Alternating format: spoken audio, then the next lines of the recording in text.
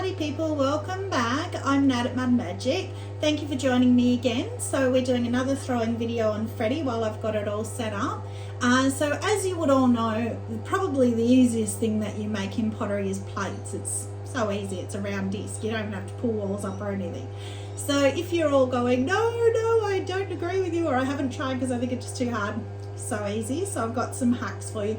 The hardest thing about plates is the amount of clay that you need to do a bigger plate. If you do a little plate, it's all right, but trying to center and wedge all of this clay can be a bit of a nightmare. So I've done that part. I won't make you watch me wedge. As you can see, I've got clay everywhere, clay all over everywhere, trying to center it. So we'll just go from there. So this is about 2 kilos of clay, which I think is about 4 pounds. I don't know, something like that. So it's going to be quite a big plate. So I've put my biggest bat on here. I'm not yet haven't done enough plates yet to know how big this will get, but you want your plates, I've learned, quite thick so that they don't crack. If you do a thin plate, it's just gonna crack. So let's just go for it. So you're just gonna push it out basically, but you need a lot of water because it just dries out so quickly. But the thing is, if it's not exactly centered, that's one of my hacks I'm going to show you in a minute. So you just want to push it out. A lot of people with plates will keep a rim at the edge and pull up a rim when they're done. Another thing I'm going to show you that I don't do. You can, of course, if you want to, but this is just how I do it. So again, this is a new Keen 6 clay that I've just got. I had it on order, so it's brand new, like they've just made it. So it's really, really, really soft. So I don't know how it's gonna like all the water that I'm putting on it, but you have to, see that's so dry already. So you just have to, and you've got to keep it stuck to the wheel. So see how thin that's getting already? And that's 2 kilos of clay. So it's gonna not be after shrinkage, it's just probably gonna be a normal dinner sized plate. So as I said, no expert, I just keep pushing it out till I get to about the thickness.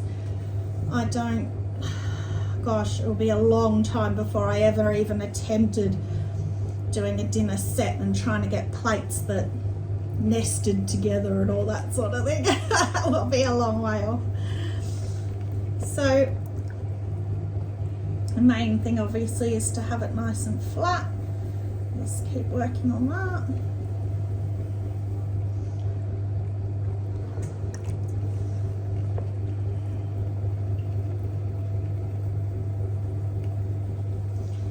So this bat is actually a bit wobbly, so I don't know, but we'll see how we go. Keep working away at it.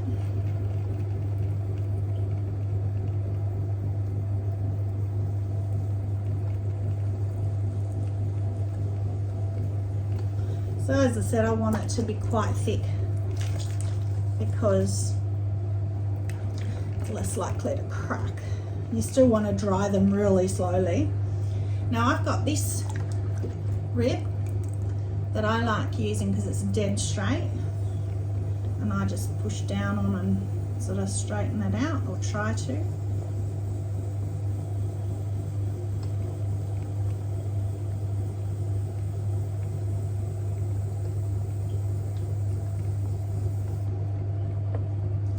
Like that.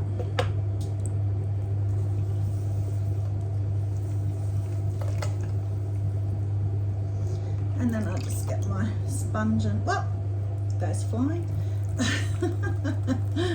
Smell the sponge.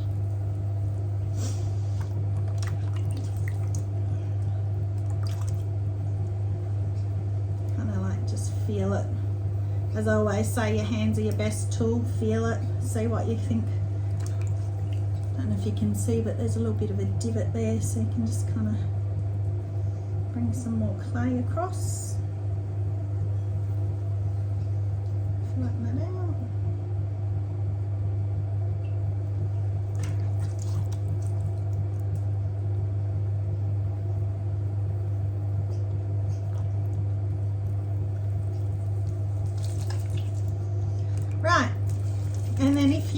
not happy with the edges, if you think that it's not round, this is my first hack.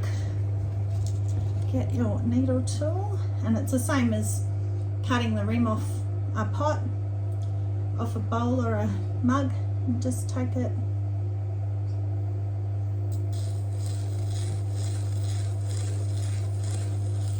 round like that.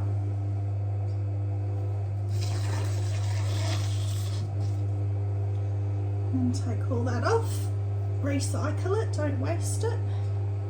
I'll re-throw that in my next piece. I can probably wedge and re-throw it pretty much straight away. If I add a bit more clay to it that's drier, I can probably almost use it straight away.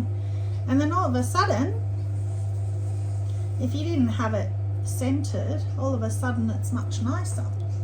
So, looks a bit thick, but I don't mind that. As I say, it will be less likely to crack.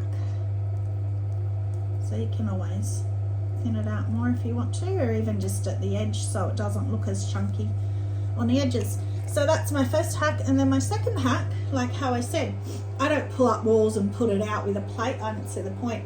I just get one of these. You know, everybody's got something like that that's got my foot tool on the other side of it that you make the nice feet into. But then this side, run it around like this. Get rid of that slurry first of all, and then you just sort of run it around and lift it to however much of a rim you want, however big of a rim you want. And I kind of do it for a little while like this because, again, that clay memory, you don't want it to flop. And then go back to this beautiful tool that I love.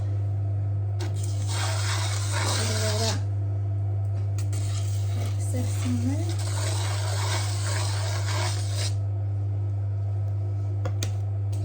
And then I get my chamois that I love. I just cut up a car chamois. Don't know if my husband's realised yet that I did that. He's outside, probably hearing me. Get that off. Oh, there's a bit of gunk in there, a bit of clay. And then again, if you want to, because that's actually it is quite thick, you can thin it out if you want. But, and again, you can always get it at trimming. You know, I always say that. Rather than fiddling too much when it's wet and potentially flopping it. So that is quite a high rim. I often do them for a plate. I often do them a bit flat, sort of out more than that. In fact, I might, and this is the beauty of clay, you know, you just look at it and go, I'll just push it out a little bit more. Like that. Or you can bring it up and out, anything, obviously, any rim that you want. So that's it. And then you just wire it through. You've got to be really careful wiring, obviously, plates that you don't go through the bottom. Wire it off, leave it sit for about an hour or two, and then wire it again because it'll probably re-stick. And if it re-sticks down, again, as it's drying, it'll crack because it can't move because it's stuck to the bud again. So I always re-rim it. I learnt that from His and Lynn to rewire it off. So it's my couple of little hacks, but you saw how easy that was for a plate. Hope you learnt something. Thank you very much for joining me again. Stay muddy and have a magic day. Bye.